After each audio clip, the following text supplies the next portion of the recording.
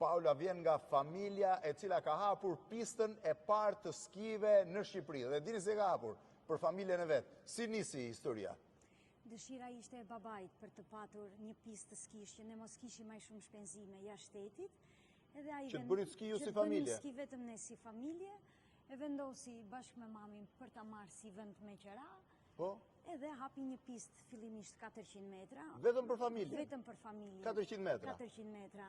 Ne shtypnim pistën ashtu me këmbë fillimisht, pastaj u desh nevoja E shtypnit me këmbë që të mund të rëshkisnit? Vendosnim skit, ashtu në mënyrën tradicionale. Vendosnim skit edhe ashtu shkallë ngjiteshim. Vendosesh e babi, motra, unë edhe vllai, të katërt në një rresh, se mami gatuante, se harxhonim goxha energji. Kështu që e shtypnim. Ku rrinit atje të skit? Atje ne edhe sot kemi 6 bunkera.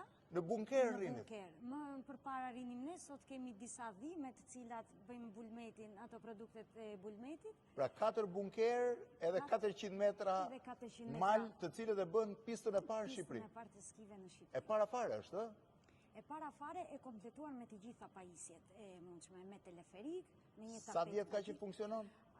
Pista fillimisht është hapur në vitin 2006 dhe le të themi që ka 20 vjet që funksionon. 20 vjet ka pasioni një babaj që fëmijët e tij të skionin se po të shkonte jashtë ishte shtrenjtë. Paolo, shumë faleminderit dhe urimet për veprën që ka bërë babai. Faleminderit. Pista e parë e skive në Shqipëri.